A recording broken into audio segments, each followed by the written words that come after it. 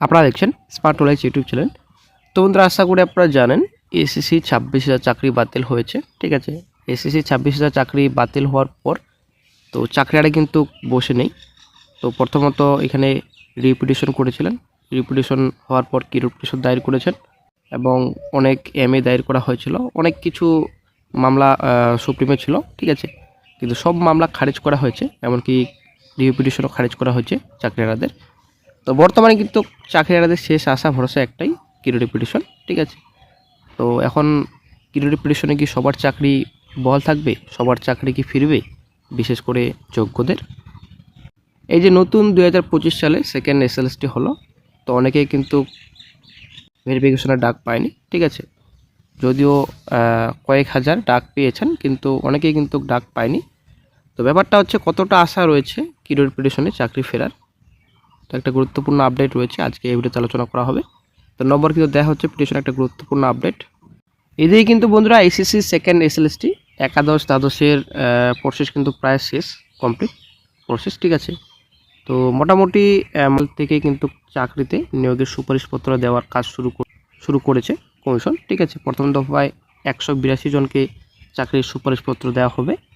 70 জনের মতো তথ্য যাচাই করে সুপারিশপত্র দেবে কমিশন। তো মঙ্গলবারে কিন্তু দেওয়া হয়েছে। তো বছরে প্রথমে স্কুল ভিত্তিক সংরক্ষণের পরিবর্তে মিশ্র মেধা তালিকা বা অ্যাকচুয়ালি কম্বাইন্ড মেরিট লিস্টের মাধ্যমে স্কুল বাছাইয়ের ওপেন কাউন্সেলিংয়ের সুযোগ পেতে চলেছেন চাকরি প্রার্থীরা। এই পদ্ধতিতে মেধার ভিত্তিতে সকল প্রার্থী স্কুল বাছাইয়ের ক্ষেত্রে সমান সুযোগ পাবেন।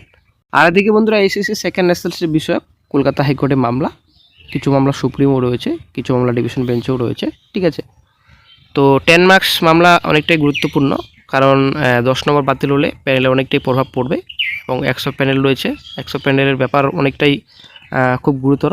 কারণ তো এই প্যানেলে কিন্তু 100 প্যানেল প্রচুর রয়েছে আশা করি। তো 100 প্যানেলের মামলা যদি পজিটিভ আসে চাকরি প্রার্থীদের তরফ থেকে রায়, তাহলে কিন্তু অনেকটাই কিন্তু চিন্তা পড়ে যাবে। তো এই প্যানেলের ভবিষ্যৎ কিন্তু অন্ধকার, বর্তমানে অনেকটাই ধোঁয়াশা এই প্যানেলের ভবিষ্যৎ। তো বর্তমানে এখন কিরো রিপিটিশন বন্ধুরা 6216 জন এখনও পর্যন্ত ফাইল করেছে। ঠিক আছে, তো অনেক ব্যক্তি এমন আছেন যাদের ইনফরমেশন ঠিকঠাকভাবে দেননি, কোনো রকম ডাটা দেননি, যার ফলে সেই অবস্থাতেই ফাইল কিন্তু করতে গেলে রেজিস্ট্রিতে মিনিমাম 3 থেকে 4 মাস ডিফেক্টে পড়ে থাকবে অবশ্যই, এটা কিন্তু পরিষ্কার। ঠিক আছে, তো ডিফেক্ট ক্লিয়ার হবে তারপরেই কিন্তু পর দেওয়া হবে। তো অনেকে এমন আছেন যারা দুবার গ্রুপগুলোতে লিস্ট দেওয়ার পরেও ন্যূনতম রেসপন্স করার প্রয়োজন মনে করেননি, শুধুমাত্র তাদের জন্যই পড়ে রয়েছে। তাই পুরোটা ক্লিয়ার করেই ফাইল করা হচ্ছে বর্তমানে। ঠিক আছে, তো অনেকটা সময় লাগছে এই বিষয়ে।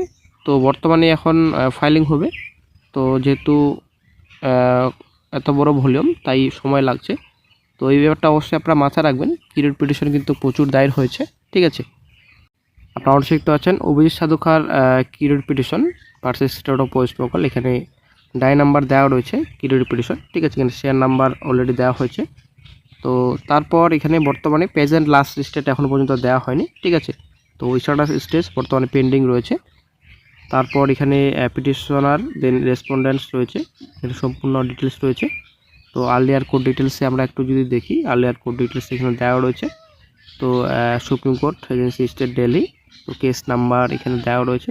তো অর্ডার ডেট 5/8/2025। ঠিক আছে, যে 5/8/2025 থেকে অর্ডার দেওয়া হয়েছিল, সেই অর্ডারকে চ্যালেঞ্জ করা হয়েছে। ঠিক আছে, তো আরেকটা আমরা যদি কিরো রিপিটিশন দেখি, পল্লব ভুনিয়া তো versus the state of West Bengal, এখানে ডাই নাম্বার দেওয়া রয়েছে। তো 18/10/25 তারিখে ফাইল করা হয়েছে। ঠিক আছে, তো কিরো রিপিটিশন নাম্বার এখনও নেই, তো সিএর নাম্বার দেওয়া হয়েছে। তো তারপর প্রেজেন্ট লাস্ট লিস্টেড এখনও পর্যন্ত দেওয়া হয়নি, বর্তমানে স্টেজ বর্তমানে পেন্ডিং রয়েছে। তো এখানে সম্পূর্ণ ডিটেলস রয়েছে, supreme court agency state Delhi.